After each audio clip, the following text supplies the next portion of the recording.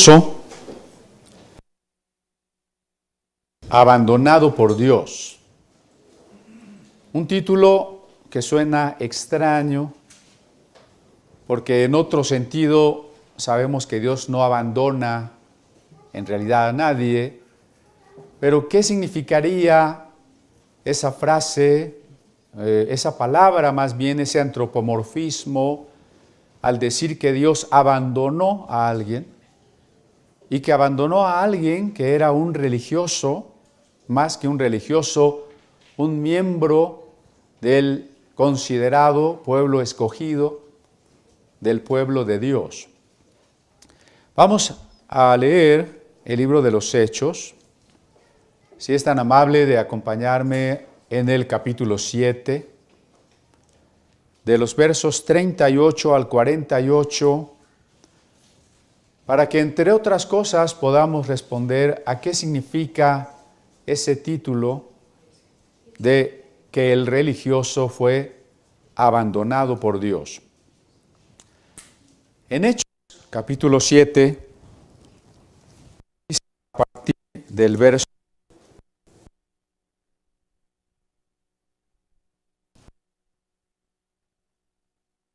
congregación en el desierto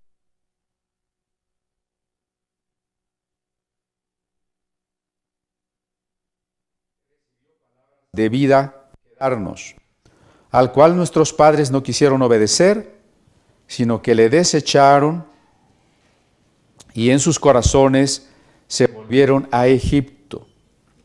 Cuando dijeron a Aarón: haznos dioses que vayan delante de nosotros, porque a este Moisés que nos sacó de la tierra de Egipto, no sabemos qué le haya acontecido.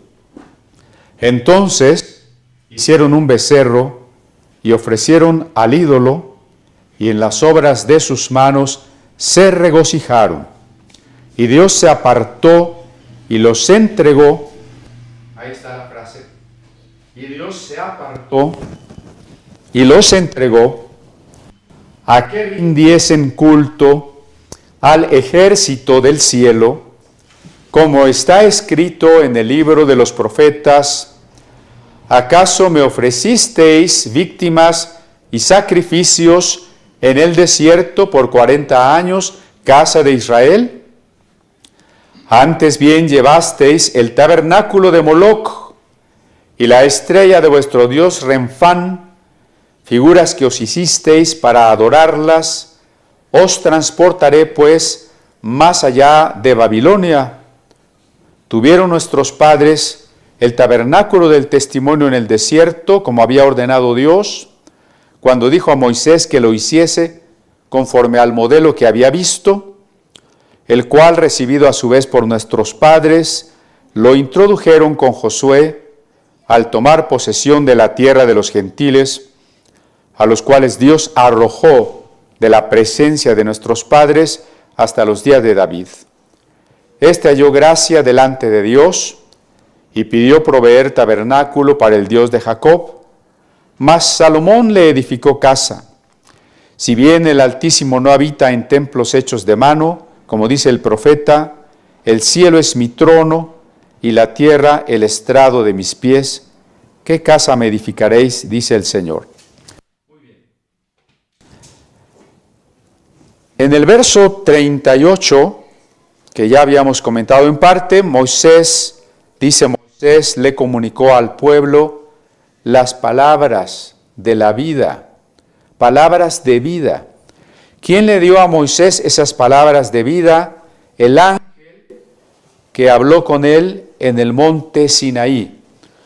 Ahora recuerden que cuando se dice lo que está en el verso 38, que Moisés estaba con el ángel en la montaña y que el ángel es quien les acompañaba por el desierto, Moisés ya ha hecho antes un aviso diciendo que Dios enviará un profeta en lugar de él, podríamos decir un profeta mayor que él, y que es a ese a quien deberían de escuchar.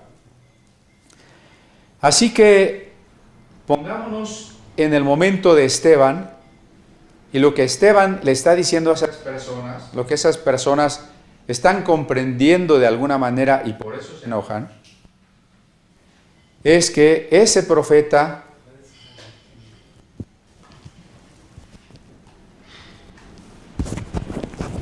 ¿repetimos o no repetimos nada? Lo que Esteban está comunicando es que ese profeta del que habló Moisés es el Cristo que Esteban anuncia. Y que de la misma manera, ahora Esteban comunica la palabra con mayúscula, la palabra de Dios que es Cristo. Esa palabra que es también el ángel de Jehová. Si se fija, en cuanto Dios se revela en Cristo, se unen dos conceptos. Dios es mensajero, porque Cristo es Dios, es el ángel de Jehová, el mensajero de Jehová. Pero Cristo es también el mensaje, que Dios es amor, que Dios se da por nosotros, que Dios nos invita a reconciliarnos con Él. En Cristo se funde el mensaje y el mensajero. Por eso Esteban, al citar nuevamente esta historia y recalcar que es el ángel que acompaña a Moisés, lo que está diciendo es que ese profeta que anunció Moisés es el ángel, y que el ángel es la palabra misma, y que Esteban es un testigo de la palabra. Todo eso le está diciendo a estos judíos griegos que lo han condenado y lo han acusado en frente del Sanedrín, donde ya no solo hay judíos griegos, sino los ancianos que representan al pueblo, en esta institución que surgió en los tiempos de Esdras, me refiero al Sanedrín. En el verso 39 se dice que a Moisés, y por ende al ángel, porque si no queremos obedecer al enviado de Dios, no queremos obedecer a Dios. Por eso dice Jesús, el que a mí me recibe, recibe al que me envió. El que no me oye, pues no obedece al que me envió. Así que en el verso 39 se dice, al cual nuestros padres no quisieron obedecer, sino que le desecharon y en sus corazones se volvieron a Egipto. Hay una tradición, una especie de construcción tradicional de los judíos como un pueblo bueno, o sea, ellos mismos se habían construido una imagen de pueblo bueno, de pueblo de Dios, de pueblo elegido, en exclusión de todos los demás pueblos. Pero Esteban les recuerda cuál es la verdadera historia. La verdadera historia es que esos padres de los cuales ustedes están orgullosos y que suponen que fueron muy fieles y obedientes a Dios, no lo fueron. La verdad es que nuestros padres fueron rebeldes al ángel de Jehová, que nuestros padres fueron rebeldes a la palabra de Jehová. Y con eso, otra vez, Esteban les está diciendo que los que le oyen son iguales a los padres, que no quieren escuchar la palabra del enviado que es Jesús, que no quieren reconocer el mandato de Dios. Si ustedes se fijan, en cada palabra de Esteban hay una remembranza histórica, pero hay también una aplicación al momento, por analogía.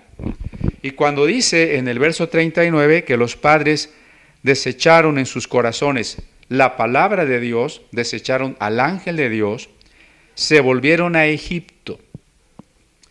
Eso también se aplica y tienen que entenderlo dirigido a ellos, quienes están escuchando a Esteban. ¿Cómo que se volvieron a Egipto si están en Palestina? Bueno, porque se volvieron a Egipto en sus corazones. ¿Qué es volverse a Egipto en los corazones? Ya lo comentábamos, ¿no? Cuando la gente salió de Egipto, pero Egipto no había salido de sus corazones. Y decíamos, cuando seguimos anhelando lo que todo mundo, lo que cuando no éramos cristianos, nos sigue gustando lo del pasado, añoramos algunas cosas, en general opinamos, actuamos y deseamos todo lo que la demás gente que no conoce a Dios también quiere. En ese caso, nuestro corazón está en Egipto. Nuestro corazón se ha vuelto a Egipto. Por relatos de los evangelios, sabemos que la mayoría de las personas que estaban integrando el Sanedrín, esos respetables ancianos que representaban a todo el pueblo de Israel, esos ancianos que no eran la chusma. ¿Por qué digo la chusma? Porque había una expresión en hebreo, em haaretz, que ellos decían para el pueblo común, el pueblo de la tierra, los que no saben la ley de Dios. Por eso el equivalente de nuestro tiempo sería la chusma. Esos que representan, esos que tienen un papel, una dignidad, les está diciendo Esteban, Egipto está en sus corazones. Y digo porque en los relatos evangélicos se nos dice que anhelaban, codiciaban las riquezas. Eran avaros, ¿se acuerdan? Los saduceos sobre todo, eran muy codiciosos de riqueza. Los fariseos eran ávidos de fama, de reconocimiento. De ahí la acusación fundamental de hipocresía y de hacer muchas de las cosas que hacían para ser vistos por los demás. Entonces, aunque son personas religiosas y geográficamente están en Palestina y no en Egipto, Egipto está en sus corazones por las cosas que desean, por las prioridades que tienen. Aquí sería muy importante, ¿no?, si Esteban está recordando una historia profética, la historia profética nos enseña, y está aplicando esa historia a sus contemporáneos, esa historia también se aplicaría a nosotros. ¿Sí vemos? Entonces, como toda profecía, habla del pasado como recordatorio, como instrucción, habla al presente, a la actitud de nuestro corazón, y habla al futuro. Así que también nos está hablando a nosotros. Y tendríamos que preguntarnos, porque si yo les digo, si Egipto está en sus corazones o si sus corazones están en Egipto, ustedes me van a decir que no. Seguro me van a decir que no. Pero a ver, piénsenlo un poquito, no me digan nada, solo piensen. Y si pueden, llegando a su casa, anoten. ¿Cuáles son mis prioridades? Bien sinceros, ¿eh? Nadie va a leer su papelito. ¿Cuáles son mis prioridades verdaderas? Yo puedo suponer en la teoría que lo más importante debería ser esto, pero en la realidad, ¿qué me preocupa más? ¿Qué me mueve más? ¿A qué le doy más tiempo? ¿Qué me gusta más? ¿Cuáles son mis prioridades, mis gustos, mis principios, mis valores? Ahora está estrenándose una película de Barbie, ¿no? Desde los años 80, yo explicaba en la iglesia que Barbie era un personaje nefasto, porque ya imponía a las niñas una belleza estereotipada inexistente, y sobre todo pues a las mexicanitas, ¿no? Y ya enseñaba la frivolidad de la vida. Es decir, Barbie ya era demoníaca en los 80, en pocas palabras, ¿no? Ahora imagínense en este tiempo que la película de Barbie enseña que los hombres no sirven para nada, que las mujeres deben ser feministas y que más que nunca han sembrado en las niñas y en la sociedad esta frivolidad de la moda, de una belleza estereotipada, que nos hace pensar que el valor más importante de una persona es la apariencia física. Cuando yo digo establezca sus prioridades, reconozca también que tal que si lo que más le importa es la apariencia física. No está mal que usted vaya al gimnasio, pero si lo que más le preocupa es cómo se ve, la peluqueada, la maquillada, el cuerpo, la juventud, las cremas contra las arrugas. Si eso es lo que más le preocupa, entonces usted ha sido arrastrado por la onda Barbie.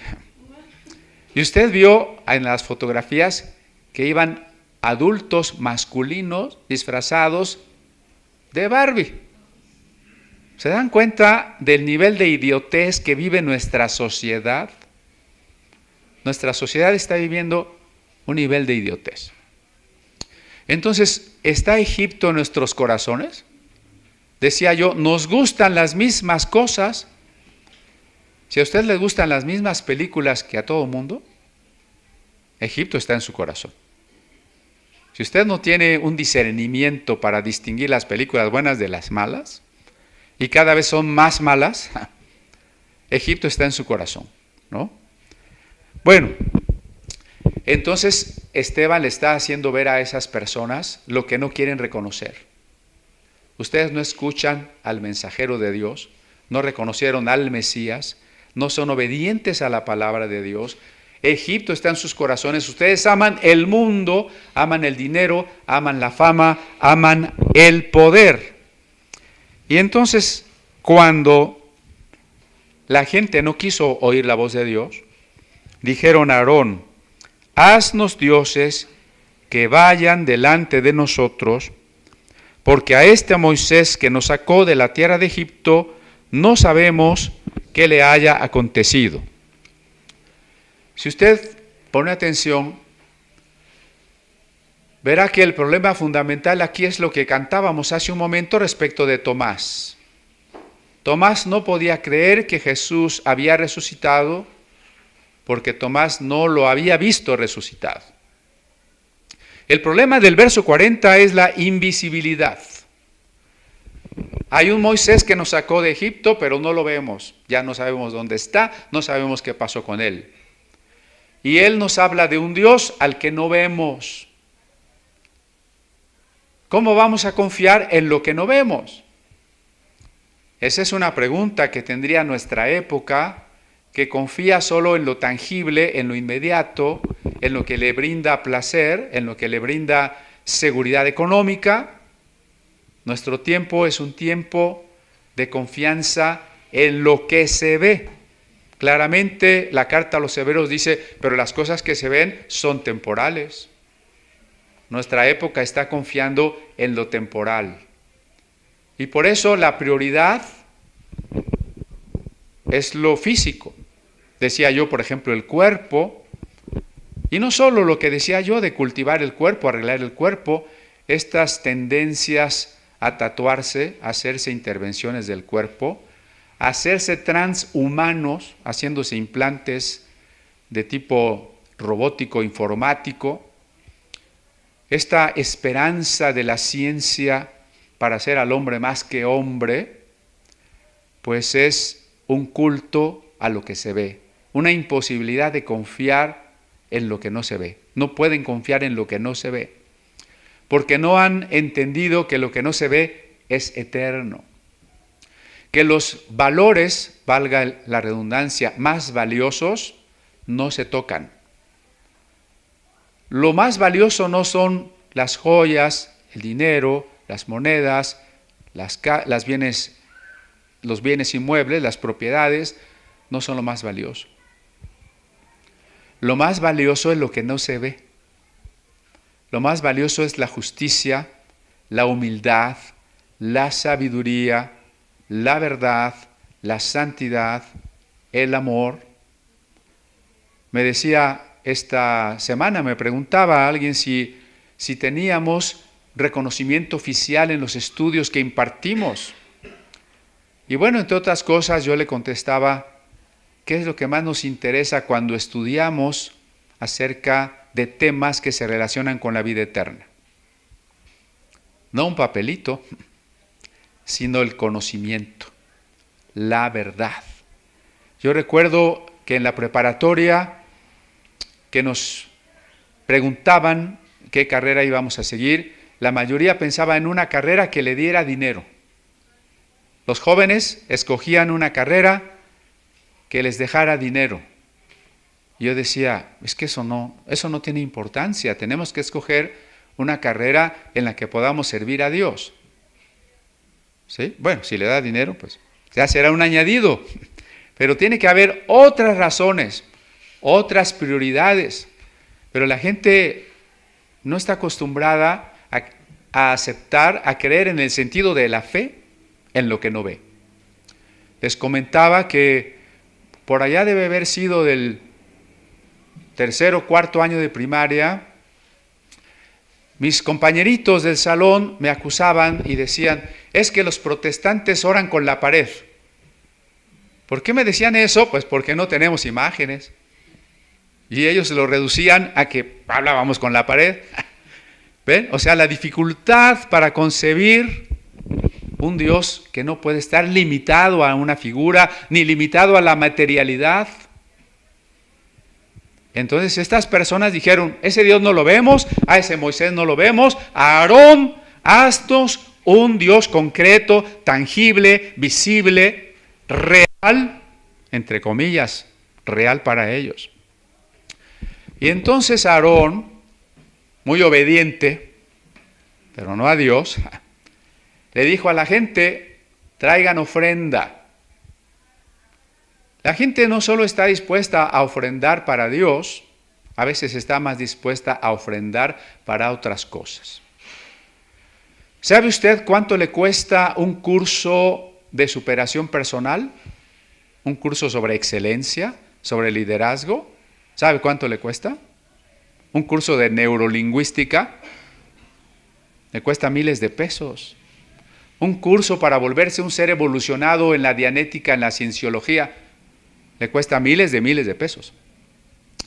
Y la gente lo paga, pero le cuesta aceptar que la salvación para nosotros es gratis. A Dios le costó el sacrificio supremo, pero para nosotros no hay costo, ¿no? Pero la gente trajo sus anillos, trajo sus aretes, trajo sus pulseras para que las fundieran e hicieran una estatua de un toro o de un becerro, un toro joven, que fuera su Dios o el trono de su Dios. Claro, aquí el plural, haznos dioses. Elohim sería la palabra. Claro, Elohim es una palabra para el Dios único, pero si no la usamos con un verbo en singular, entonces estamos hablando de otros dioses. Haznos dioses. En la época del desierto, los hebreos todavía no tenían claro el monoteísmo. Esta idealización que los fariseos, saduceos, escribas de los tiempos de Cristo tenían acerca del pasado, a veces también los creyentes de hoy la tenemos. Cuando leemos el Pentateuco decimos, todo estaba maravilloso. Los israelitas eran un pueblo muy fiel, muy creyente, eran todos unos teólogos y se portaron muy bien. Nada de eso es verdad. Y lo vemos por ciertos pasajes de la propia Escritura. Por lo pronto ellos no tenían claro el monoteísmo, le están pidiendo que se les hagan dioses. ¿Y cómo se van a manifestar esos dioses guía y protectores? ¿Cuál es la intención al pedir estos dioses? Pensar que los ídolos terminen de guiarlos, están en el desierto, no conocen del camino, necesitan un Dios que los guíe, necesitan un Dios que los proteja, no un Dios invisible que muchas veces es un Dios silencioso.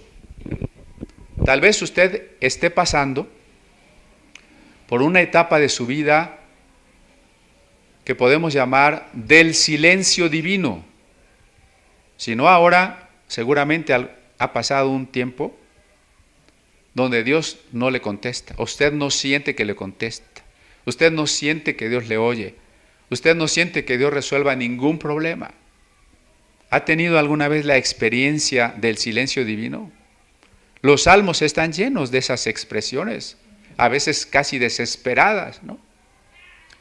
Pues yo prefiero un Dios tangible. Claro, pero los profetas se van a burlar del concepto equivocado.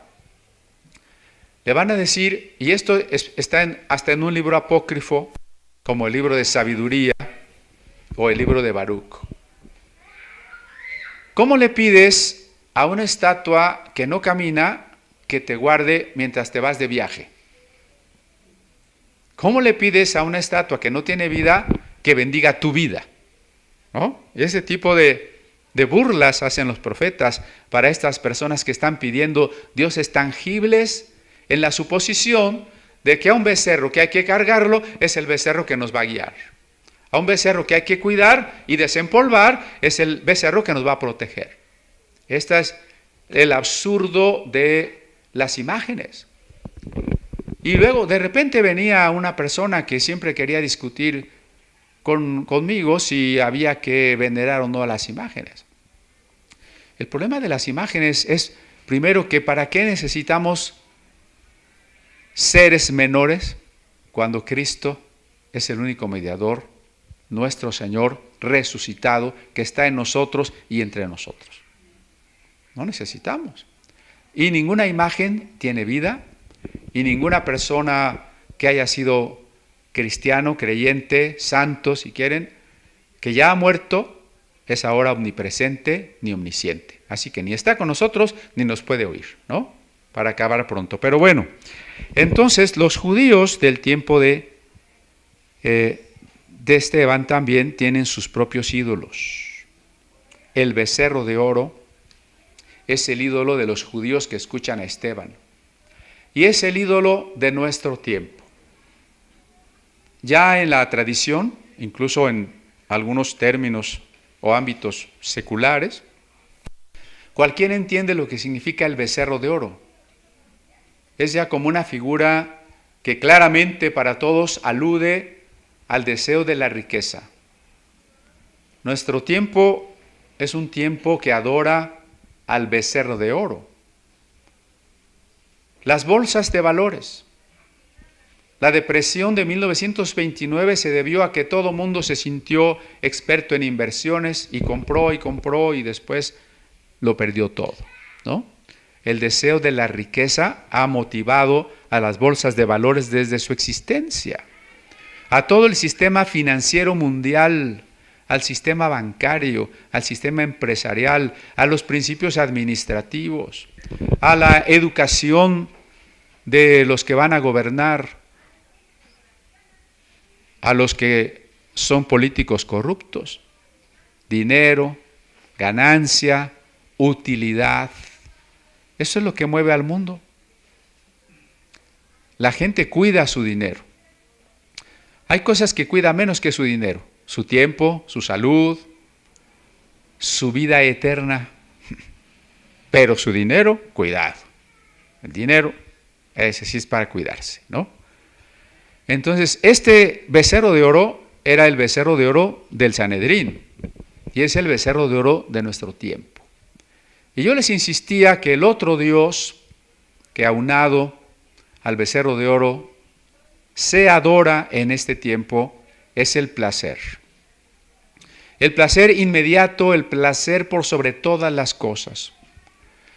Así que toda la corrupción y la inmoralidad, el absurdo que encontramos cada día en el sistema de la televisión, de la publicidad, de la mercadotecnia, del consumo extremo, solo obedece a esos dos principios.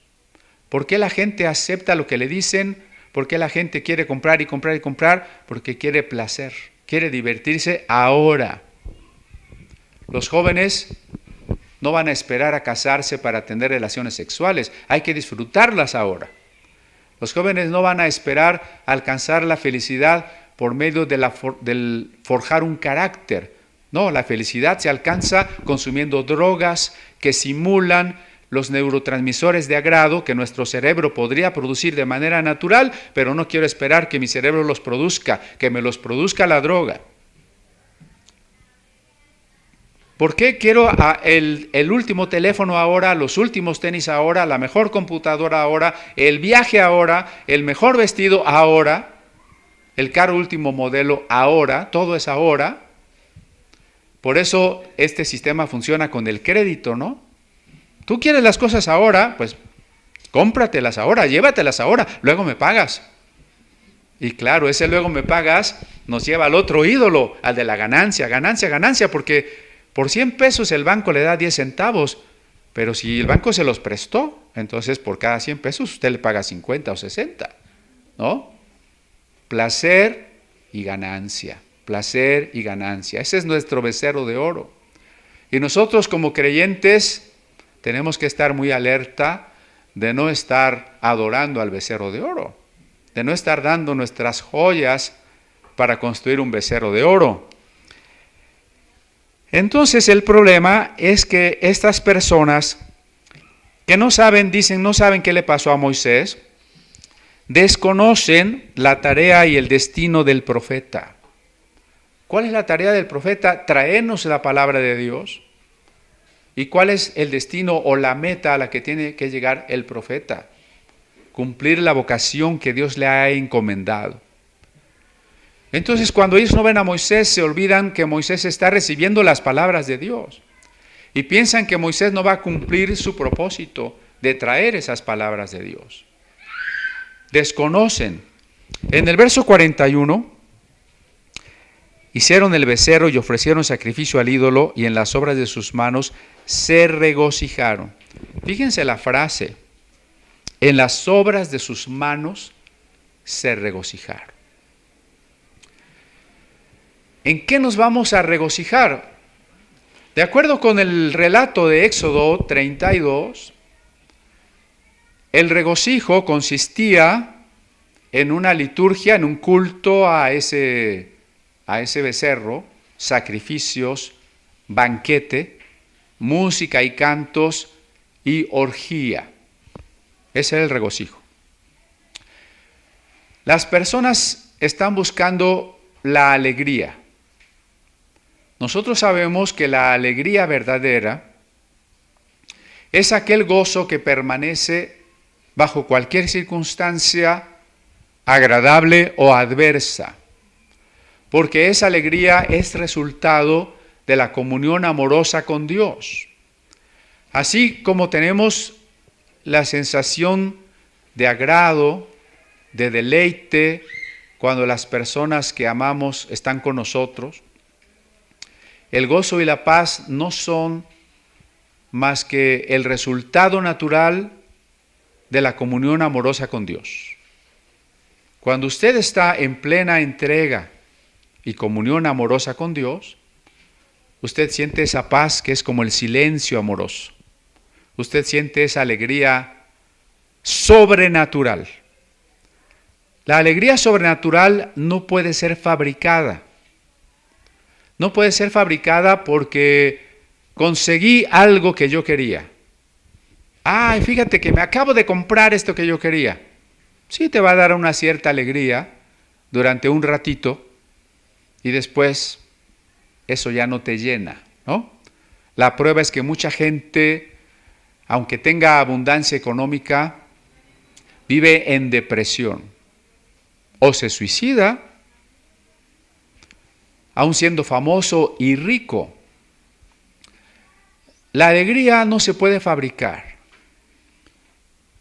Toda la mercadotecnia pretende fabricarnos la alegría y nos anuncia todas las cosas como divertidas.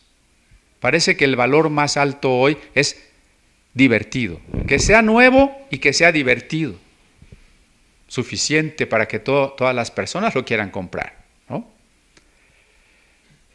Y también los programas de televisión y la música nos hacen pensar que la alegría se fabrica gritando, haciendo relajo, diciendo chistes, tocando música rítmica a todo volumen, y así la gente fabrica una falsa alegría. La verdadera alegría solo puede ser resultado de la comunión con Dios.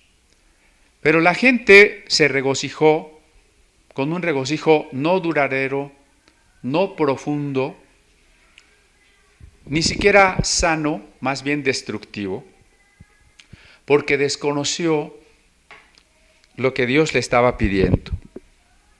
Verso 42, el verso 42 lo tenemos en griego, tal vez en cabina nos puedan ayudar a ponerlo.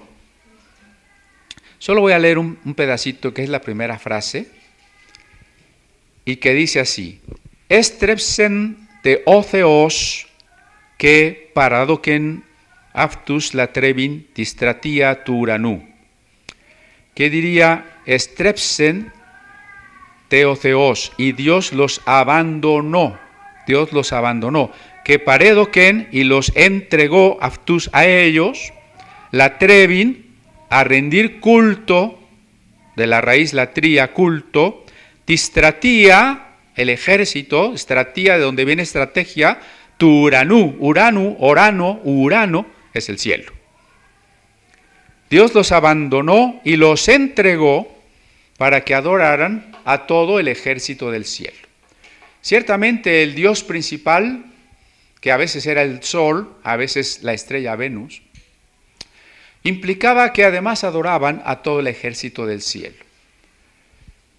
Pero adoraban la mentira, porque el problema no era solo observar y decir existe tal estrella o tal planeta, sino suponer que cada uno de esos astros que miraban en el cielo era un ser espiritual, era un ser poderoso, que tenía influencia en los destinos de los hombres, era un Dios que podía ayudarnos. Ese es el problema y eso es lo que constituye a la mentira. Las estrellas y los planetas son reales, no son mentiras, son obra de Dios. Pero pensar que son dioses, pensar que nos pueden ayudar, pensar que existe el horóscopo, eso es la mentira. Y toda idolatría es demoníaca. ¿Por qué es demoníaca? No porque en el ídolo se meta un demonio y viva ahí aburridísimo en el muñeco de yeso, el demonio allí encerrado día y noche. Pobre demonio. No es así. No es demoníaco en ese sentido. No es demoníaco en que si usted lee el horóscopo en ese momento ya se le metió un demonio y tiene que venir para que oremos por liberación. Es demoníaco en un sentido verdaderamente teológico, porque le ha quitado el lugar a Dios. Y al ponerse algo en el lugar de Dios, los dañados, los afectados, somos nosotros.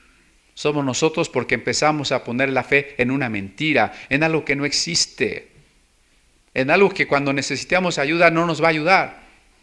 Ese es el problema, ¿no? Se regocijaron en la obra de sus manos, ¿ve? ¿Qué es la obra de sus manos? Primero es fabricarse un Dios. Tristemente hubo un teólogo, de esos que yo me resisto a llamar teólogos. Para mí un teólogo verdadero es alguien que es sabio en la revelación. Pero un teólogo que niega o desconoce la revelación no debería usurpar el nombre de teólogo. Hubo un teólogo alemán protestante apellidado Feuerbach que convirtió la teología en antropología y dijo, no es que Dios haya creado al hombre, es que el hombre creó a Dios. El hombre se imaginó a Dios y creó a Dios. Y luego Marx tomó de Feuerbach y dijo, ahí está. Es triste, ¿no? Que una filosofía como la de Marx haya bebido de un teólogo protestante. Sí, pero ¿es cierto que el hombre puede construir dioses? En eso Feuerbach tendría razón. Tendría razón Nietzsche cuando dice Dios ha muerto si el Dios en el que usted cree es un Dios creado por el hombre. Pero lo que está olvidando el pueblo que crea un Dios es que Dios nos creó a nosotros. Nosotros no adoramos a un Dios que hemos creado según nuestro concepto o según una imagen. Adoramos al Dios que se ha revelado y que nos ha creado a nosotros. Pero estos se regocijaron en la obra de sus manos. Nosotros hemos venido aquí a cantar, a escuchar la palabra y a orar para regocijarnos en el que nos creó. Como dice el Salmo 100, entrad por sus puertas con alabanza, reconoced que Jehová nos hizo y que somos ovejas de su prado. ¿Se acuerda del Salmo 100? Él nos hizo y no nosotros a nosotros mismos. Nos regocijamos en el culto al Dios que nos ha creado. Estas personas se regocijaron en el culto de un Dios que ellos habían creado. Nuestra época se regocija en esa falsa alegría en los dioses y los ídolos que esta época ha creado. ¿Sabe cuál va a ser el resultado al cabo de pocos años para estos jóvenes y toda esta generación que adora la mentira? Vacuidad, soledad, desesperación. ¿Por qué? Simplemente pregúntese, ¿por qué el 90% de personas que tienen un cargo ejecutivo toman antidepresivos? ¿Por qué los índices de suicidio se han elevado escandalosamente desde niños y jóvenes? ¿Será acaso porque los ídolos que están adorando les están proveyendo la felicidad verdadera? Pues la respuesta es no. Se regocijaron en las obras de sus manos, también lo dirá Pablo a los judíos en Romanos cuando dice que ellos establecieron su justicia antes que la justicia de Dios. Cualquier persona que crea que se puede salvar por sus propias obras, por su propia bondad, se está regocijando en las obras de sus manos y no en Dios. Cualquier religión, cualquier enseñanza, cualquier filosofía, de cualquier índole, pero que nos enseñe que nosotros podemos alcanzar la divinidad o la vida eterna o el cielo o la evolución o la calidad de superhombres por nosotros mismos, nos invita a regocijarnos en las obras de nuestras manos. Pero las obras de nuestras manos son finitas. Si nosotros somos finitos, las obras de nuestras manos son más finitas. Por eso insistía yo en la burla de los profetas. Toman un leño y lo usan para cocinar y si les sobra un pedacito, lo tallan, le dan figura y dicen, este palito parece un muñeco. Y lo hacen un hombre y luego lo hacen un dios. Las obras de sus manos. Las obras de sus manos son también todos aquellos que enseñen que nos vamos a salvar por la ley de Moisés. La ley de Moisés no es exactamente igual a la ley de Dios. La ley de Moisés es una ley que fue surgiendo en un proceso histórico donde se combinaron muchas circunstancias culturales de la época. En la ley de Moisés están contenidos principios de la ley de Dios, pero no es exactamente lo mismo. Pero esos principios de la ley de Dios nos muestran que la salvación es por gracia, es un regalo de Dios, y que los principios de Dios solo nos muestran cómo hemos de conducirnos los que ya somos hijos de Dios, salvados por gracia. Pero cuando, al igual que los judíos que están escuchando a Esteban, pensamos que Dios entregó la ley para que la cumplamos y que somos tan buenos que la vamos a poder cumplir y entonces nos vamos a ganar la vida eterna cumpliendo la ley, caemos en este supuesto que Esteban dice, se regocijaron en las obras de sus manos. Pablo es muy claro en Romanos cuando dice, la fe y las obras son contrarias. Las obras para salvación, no estoy hablando que no haya buenas obras, existen las buenas obras, pero me estoy refiriendo a las obras con las que queremos salvarnos, serían incompatibles con la fe.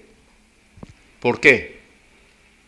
Usted tarde o temprano se va a encontrar discutiendo con alguien que diga, no, es que nos salvamos portándonos bien. ¿Qué es la fe?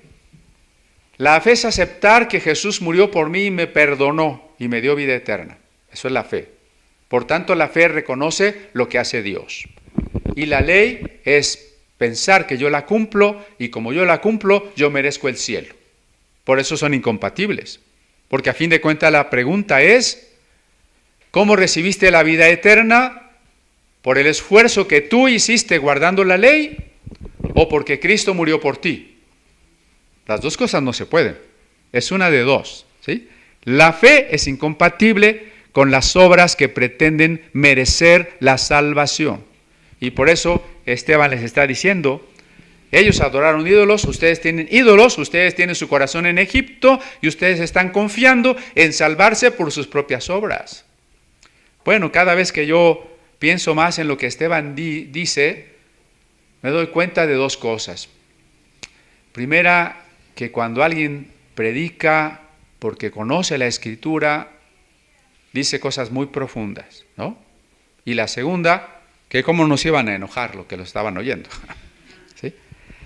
Vuelvo al 41, se regocijaron en las obras de sus manos, las obras y las obras y los pensamientos propios, la justicia propia. Hoy estamos viviendo eso. Hoy estamos viviendo una antinomia. Nomos en griego es ley, antinomia significa estar en contra de la ley.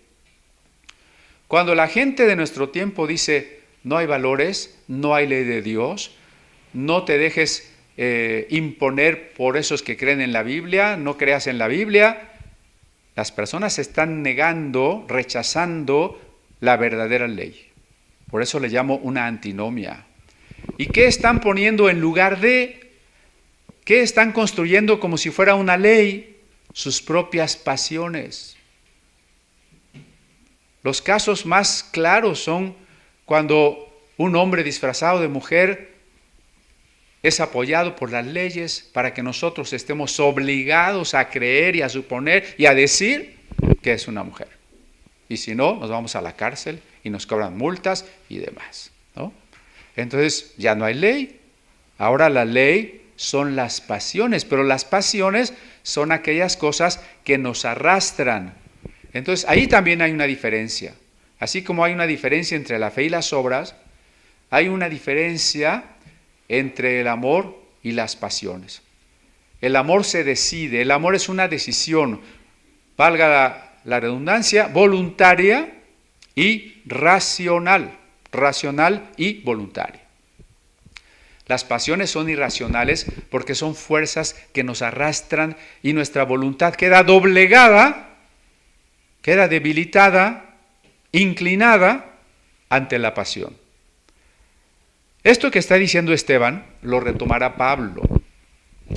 Este es otro tema que yo les decía, me sorprende. ¿De qué manera Pablo se terminará convirtiendo en un discípulo de Esteban? Pablo aprobó y en ese sentido participó en la muerte de Esteban. Dios es tan poderoso que luego Pablo acabó siendo un discípulo de Esteban, ¿no? Pasó en Chiapas, alguno de los más acérrimos perseguidores de nuestros hermanos chamulas, ahora es pastor. ¿Qué dice Pablo en Romanos 1, 18? Romanos 1, 18. Porque la ira de Dios se revela desde el cielo contra toda impiedad e injusticia de los hombres que detienen con injusticia la verdad. Esta negación que la gente quiere de la verdad. No hay verdad, no existe la razón. Se enojan porque queramos decir que hay algo que es verdad. Porque lo que de Dios se conoce les es manifiesto, pues Dios se lo manifestó, porque las cosas invisibles de Él, su eterno poder y deidad se hacen claramente visibles desde la creación del mundo, siendo entendidas por medio de las cosas hechas, de modo que no tienen excusa. De acuerdo con este pasaje, todo ser humano debería de reconocer a Dios. Todo ser humano tendría que reconocer a Dios. ¿Por qué? Porque todo ser humano percibe el orden, la belleza y la finalidad de la creación. Y por tanto decir que el orden, la belleza y la finalidad son casualidad, azar ciego o que no existen, es negar a Dios. ¿Qué pasa cuando eso sucede? 21. Pues habiendo conocido a Dios, no le glorificaron como a Dios, ni le dieron gracias, sino que se envanecieron en sus razonamientos y su necio corazón fue entenebrecido, profesando ser sabios, se hicieron necios. Habrá un versículo, bueno, sí hay algunos versículos en la Biblia que como este describen de manera detallada y magistral nuestro tiempo, ¿no? No estamos leyendo nuestro tiempo aquí. La gente se cree sabia, ha impuesto sus razonamientos, pero Pero como son razonamientos que surgieron para dejar a Dios de lado, entenebrecieron su entendimiento y cambiaron la gloria del Dios incorruptible en semejanza de imagen de hombre corruptible, de aves, de cuadrúpedos y de reptiles. ¿Qué es lo que estaban haciendo los hebreos en el desierto? Exactamente esto, cambiar la gloria del Dios que habían contemplado en el Sinaí por un Dios con forma de animal. Ese es el paganismo. Paganismo es toda propuesta de adorar a la creación en vez de al Creador. El paganismo está resurgiendo ahora. La corriente nueva era nos invita a recuperar las religiones ancestrales. Por eso a los niños se les va a enseñar herbolaria y chamanería en la primaria. El paganismo está resurgiendo porque hasta los intelectuales y los revolucionarios como los zapatistas hablan de la diosa tierra, nuestra madre tierra. Porque los ecologistas radicales llevan al extremo sus ideas del calentamiento global y de nuestra madre tierra, la Pangea, y de vivir en armonía con el universo. Y mentiras como que los mayas y los aztecas vivían en plena armonía con la naturaleza. Todo eso es falso. El paganismo resurge. En algunos países, pues se está registrando ya como religión oficial religiones paganas. En Grecia ya es una religión oficial volver a creer en los 12 dioses del Olimpo. Y aquí en la mexicanidad, toda la corriente de la mexicanidad, hay que adorar otra vez a Huitzilopochtli y todo eso, ¿no? Si usted pasa por el Zócalo, ahí están los disfrazados de aztecas, haciendo limpias a la gente con el copal, y ahí están las largas filas de la gente para hacerse la limpia, ¿no? Estamos volviendo a vivir el paganismo. Trocar la gloria de Dios en semejanza, en una imagen de algo corruptible. Ese es el paganismo. Aunque digamos que es Dios. Porque como les comentaba, si el becerro de oro para algunos no era otro Dios, Aarón les dice, este es Jehová que te sacó de la tierra de Egipto, señalando al becerro. El problema de cualquier manera, aunque le llamaran Jehová, es haber cambiado la gloria incorruptible por una imagen corruptible, material, finita. Ese era el problema, ¿no? Y entonces, ¿qué sucedió cuando ellos cambiaron, cuando se regocijaron en las obras de sus manos y en sus propios pensamientos? Entonces el verso 42 dice, Dios les abandonó. Es el que ya leímos, ¿no?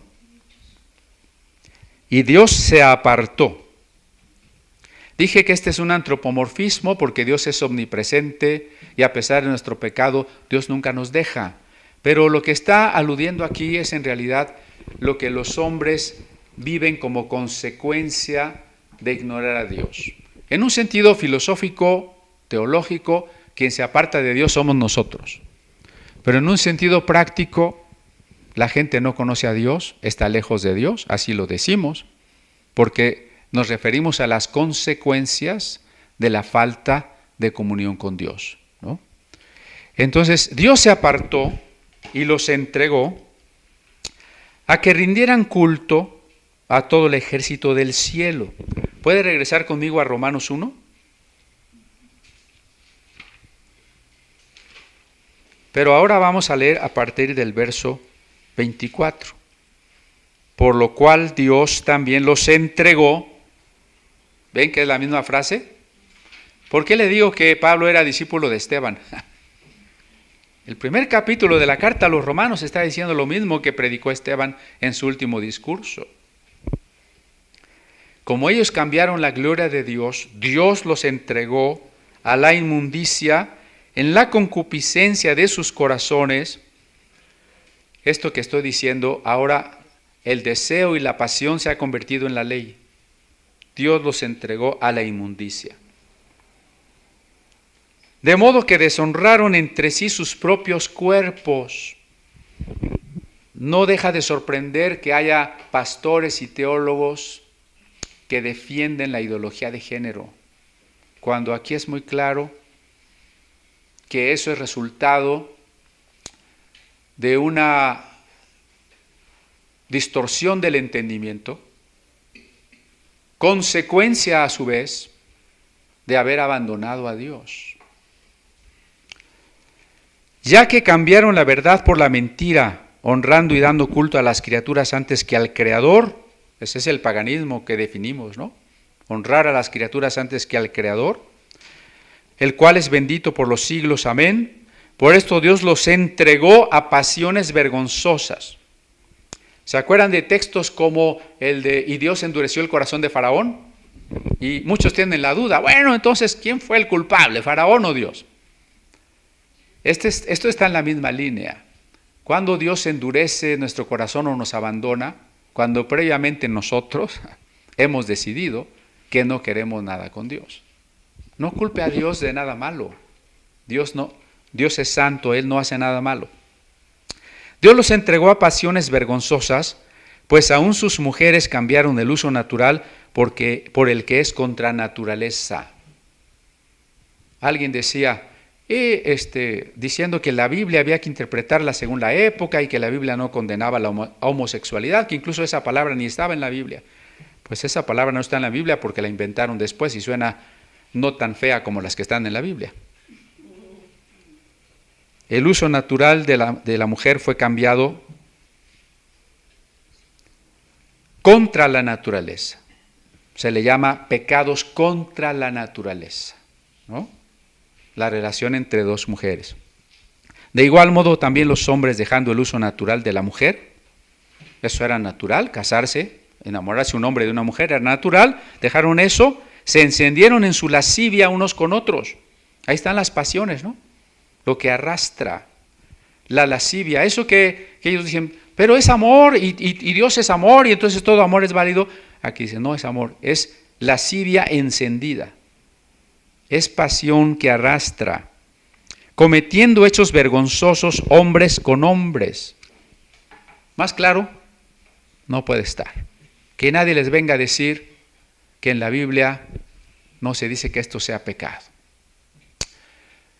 Claro, y no es un discurso de odio, ¿sabe por qué? Porque lo que estamos diciendo es que Dios sigue amando a esas personas y que si es necesario decirles esto, es para que rectifiquen su camino, para que encuentren a Dios, para que encuentren la vida eterna, para que encuentren la verdadera alegría, porque estas cosas que aparentemente brindan alegría, más bien deprimen, llevan a la gente al suicidio, a la vergüenza, aunque la quiera esconder detrás de una gran algarabía, en el fondo hay tristeza, en el fondo hay depresión.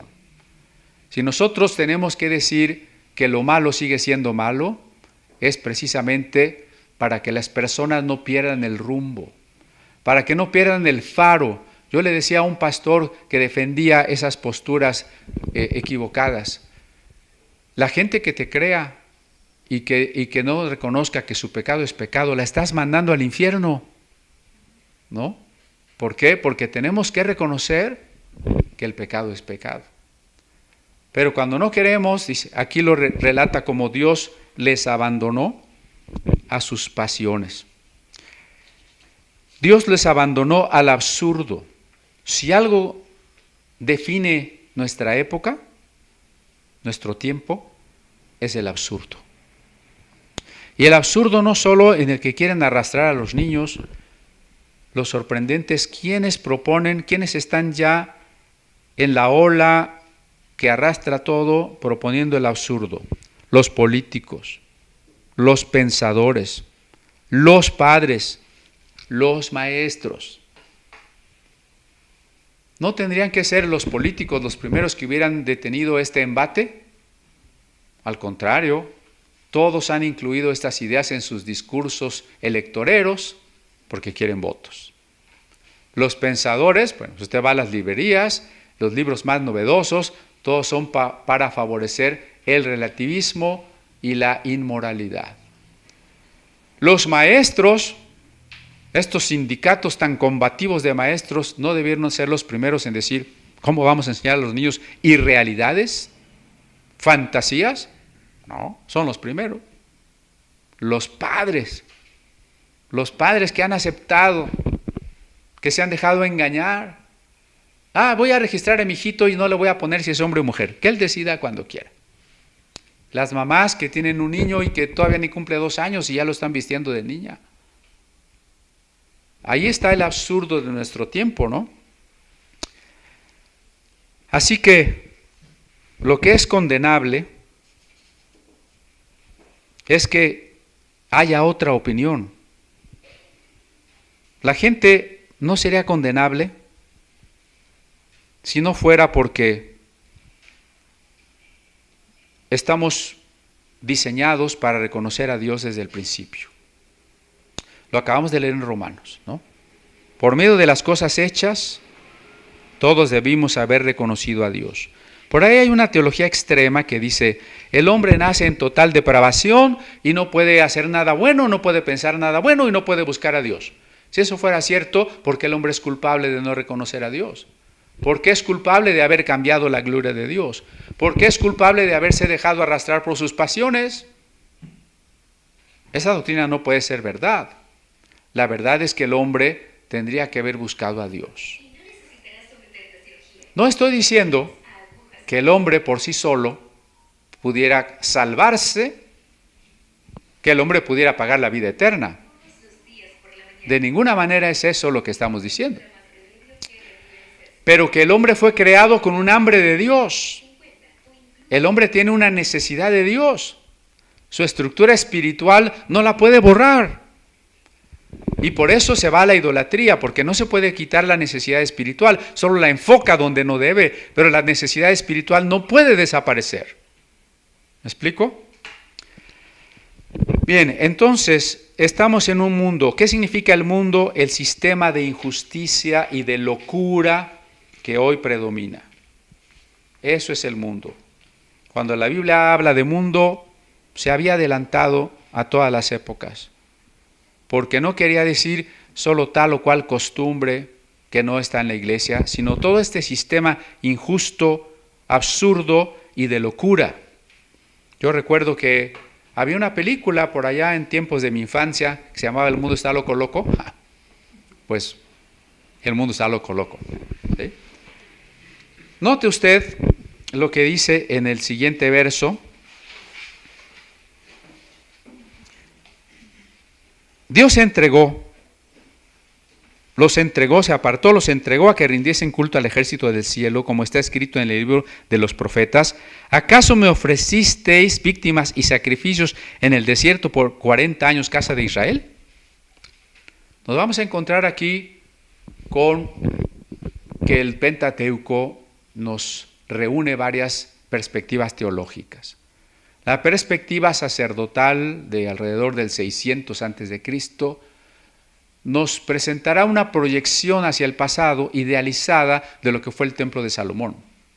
Y por eso parte del Éxodo, sobre todo Levítico y Números, que pertenecen al documento sacerdotal, nos plantearán que todo vaya muy definido, muy detallado y que todo caminaba muy bien.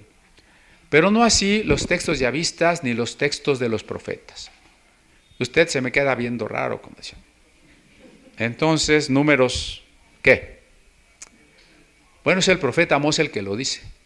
Si usted no cree, pues reclámele a Amós. ¿Ya leyó el libro del profeta Amós? O como decía por ahí una caricatura, va a llegar al cielo, se va a encontrar a Amós y le va a decir, ni siquiera sabía que tu libro estaba en la Biblia, ¿no?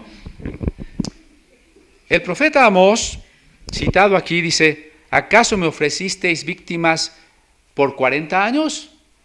La respuesta implícita en la pregunta es no. Y la respuesta continúa en la siguiente frase del verso 43. Antes bien llevasteis el tabernáculo de Moloc. Ah, caray. Entonces el tabernáculo no siempre era de Jehová. Esto nos mueve todo el cuadro del Pentateuco, ¿no? Es Amós, no yo, ¿eh? La estrella de vuestro Dios Renfán, figuras que os hicisteis para adorarlas. Está citando a Amós. Acompáñeme a Amós. ¿Sí sabe dónde está? Los profetas menores.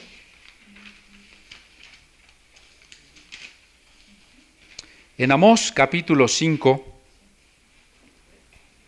está lo que Esteban está citando. Verso 25, 5:25 de Amós, me ofrecisteis sacrificios y ofrendas en el desierto en 40 años, oh casa de Israel. Amós es del año 800 antes de Cristo, ¿no? O sea, es más antiguo que el documento sacerdotal, es decir, más antiguo que el libro de Números. Antes bien llevabais el tabernáculo de vuestro Moloc y Kiún, ídolos vuestros, la estrella de vuestros dioses que os hicisteis. De acuerdo con algunos exégetas, Moloc o Kiún o Renfán es el mismo dios y es la adoración al dios Saturno, al dios que se comía a sus hijos. Por eso la adoración a Moloc implicaba sacrificar los hijos en la estatua ardiente de Moloc. ¿Sí? Entonces, fíjense cómo se relaciona todo. Os haré pues transportar más allá de Damasco, es decir, en el tiempo de Miqueas, los asirios amenazaban al reino de Israel. Más allá de Damasco es Asiria. En la Septuaginta dice más allá de Babilonia o Babilonia, porque después el reino de Judá fue llevado a Babilonia. Y en el tiempo que Esteban está hablando, faltan menos de 40 años, unos 35 años, para que los romanos vuelvan a dispersar a los judíos, destruyan el templo y la ciudad de Jerusalén. O sea, otra vez, el pasado, el presente y el futuro se ve claro en el discurso de Esteban. Tremenda la enseñanza de Esteban, pero también esto que realmente nos sorprende mucho, y es que los hebreos que andaban por el desierto no fueron tan ideales como imaginó el documento sacerdotal. El testimonio de los profetas nos dice otra cosa, ¿no? Adoraban al ejército del cielo. ¿Eso qué quiere decir? Planetas y estrellas, como ya explicamos, pensaban que eran dioses. También se llamará a Dios Jehová de los ejércitos, aludiendo a que Dios es el creador de todos los astros. Pero ahí hay una diferencia. Mientras el poema babilónico de la creación del mundo ve al sol, la luna y las estrellas como dioses, el poema hebreo de la creación del mundo, que es muy parecido al babilónico, ve al sol, la luna y las estrellas como lamparitas. Y solo hay un creador, y no hay más dioses, ¿no? Ese es también ese es un documento sacerdotal de un gran contenido teológico, inspirado por el Espíritu Santo. Entonces, el sacerdocio nos va a decir, no, en tiempos del desierto las tribus se formaban 3 de cada lado del tabernáculo, y el tabernáculo era lo más maravilloso, pero viene Amós y nos dice, esto no era necesariamente así. Le ofrecían culto a Yahvé, pero no en su corazón. Por ello cayeron en 2 cosas, la idolatría y el sincretismo. La idolatría, que es adorar algo en vez de Dios, y el sincretismo, que es mezclar tradiciones, cultos, creencias con la verdadera fe. Esos son los 2 errores que cometieron en el viaje por el desierto, pero es lo mismo que les está recriminando Esteban a los que están ahí en el Sanedrín, ¿sí? El judaísmo tardío ha retomado, el judaísmo tardío es en el que vive Esteban, ha retomado muchas creencias de Babilonia, de Persia y de Grecia, incluso de los gnósticos. No tenemos tiempo de ampliar eso, pero tendríamos que analizar la literatura intertestamentaria y los rollos del Mar Muerto, para que vean que lo que les estoy diciendo es verdad, ¿no? Acabo de compartir un curso a 50 pastores de Perú sobre literatura intertestamentaria. Le ofrecían culto a Yahvé, pero no en su corazón. Y esto también póngalo ahorita en su mente, hermano. Usted viene al culto para adorar a Dios, ¿y sí lo adora de corazón? O dice, ese hermano Cristian siempre se tarda mucho. Vamos a llegar después de los cantos, porque esos cantos me aburren. O está ahí sentado, pero se está durmiendo, o está ahí sentado, pero está pensando en todos sus problemas y en lo que tiene que hacer. y que ya van a recoger la ofrenda y no vayan a pasar por aquí, ¿no? O sea, ¿dónde está nuestro corazón? No solo en la reunión aquí, sino en general en nuestra vida. Porque adoraban a Dios, llevaban el tabernáculo de Jehová como pueblo nómada que era, como lo hacían todos los pueblos beduinos, y llevaban sus tiendas de sus ídolos en sus camellos. Pero también llevaban la tienda de sus dioses falsos, ¿no? O mezclaban, no dude que mezclaban en el tabernáculo a los dioses falsos, porque así sucedió en el templo en los tiempos de el profeta Ezequiel, ¿no? Lo mismo harán en el exilio, ¿no? Allá más allá de Damasco, porque efectivamente allá fueron llevados cautivos. Se apartaron entonces de los orígenes, se olvidaron del ángel de Jehová que es Cristo. Ciertamente hubo un tabernáculo, pero si Dios no habita en templos, dice el verso 44 al 48 de Hechos, nos regresamos a Hechos, ¿no?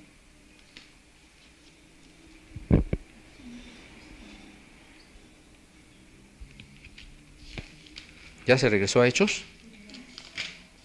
Denme un segundo.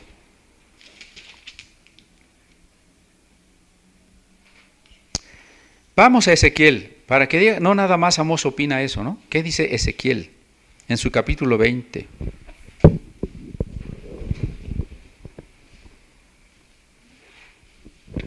Hablando de Israel en el desierto, dice el verso 16, desecharon mis decretos y no anduvieron en mis estatutos, y mis días de reposo profanaron, porque tras sus ídolos iba su corazón. Ezequiel está diciendo lo mismo que Amós, de la vida del desierto, Antes dije en el desierto a sus hijos, no andéis en los estatutos de vuestros padres, ni guardéis sus leyes. Yo soy Jehová vuestro Dios. 21, mas los hijos se rebelaron contra mí, no anduvieron en mis estatutos, ni guardaron mis decretos. Por tanto juré cumplir mi enojo en ellos en el desierto, ¿no? Verso 24, no pusieron por obra mis decretos, desecharon mis estatutos, profanaron mis días. Lo repite, ¿no?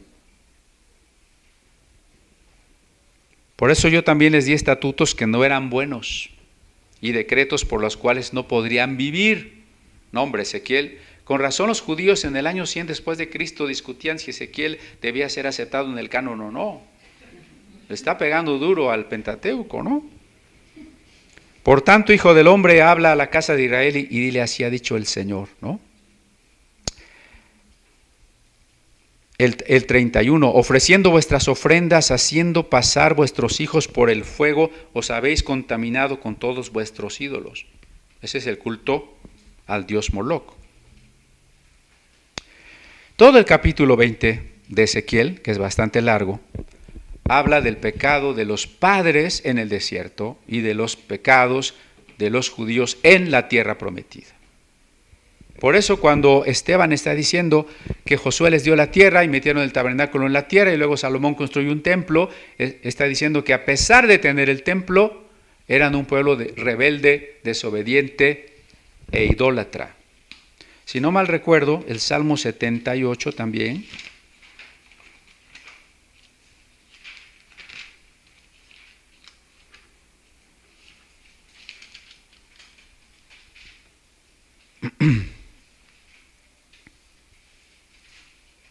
Verso 17, después de decir que Dios sacó agua de la roca y que los guiaba la columna de fuego y todo eso, miren, esto está tan idealizado por los judíos que cuando uno lee el Targum, que es una traducción del hebreo al arameo de los judíos, el Targum que se llama Neofiti, no habla de una columna de fuego, sino de 7 columnas de fuego y de humo, 7 nubes de la gloria, y dicen, es que una era para guiarlos, y luego 4 que los rodeaban, y luego una que los cubría del sol, y luego otra que impedía que los escorpiones los picaran o que se espinaran los pies. Ya no era una columna, eran 7. Es para que vean la idealización que luego se hace. Pero ¿qué dice el Salmo? En el verso 17, pero aún volvieron a pecar contra él, rebelándose contra el Altísimo en el desierto, pues tentaron a Dios en su corazón pidiendo comida a su gusto y hablaron contra Dios. Se encendió el fuego, ahora estoy en el verso 21, se encendió el fuego contra Jacob por cuanto no habían confiado ni habían creído en su salvación. Verso 32, con todo esto, Dios les da el maná, con todo esto pecaron aún y no dieron crédito a sus maravillas, por tanto consumió sus días en vanidad. 40, ¿cuántas veces se rebelaron contra él en el desierto? Lo enojaron en el yermo y volvían y tentaban a Dios y provocaban al Santo de Israel. No se acordaron de su mano, del día que los redimió de la angustia, cuando puso en Egipto sus señales, etc. O sea, ¿era un pueblo rebelde o no era un pueblo rebelde? Esto es lo que Esteban les está restregando en la nariz, ¿no? Ustedes son un pueblo rebelde. Ustedes creen que son santos, que son justos, están sirviendo las obras de sus manos, su corazón está en Egipto, su culto no es verdadero, su culto no es de corazón, y la prueba es que han rechazado al ángel, han rechazado al profeta, han rechazado a la palabra. Así que nosotros tenemos que irnos meditando estas cosas, ¿no?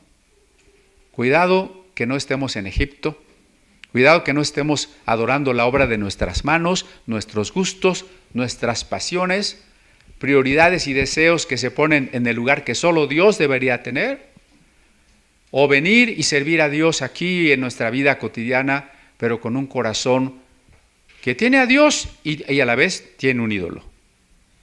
Dios, bueno, yo sí creo en ti, Señor, pero dame chance porque esto también me gusta, ¿no? Eso es lo que pasa a veces. Tenemos que tener una entrega. Las maravillas de Dios que vieron en el desierto y aún así desobedecieron. Entonces nosotros, como dice Pablo, por las misericordias de Dios, entreguémonos de una manera total a Dios.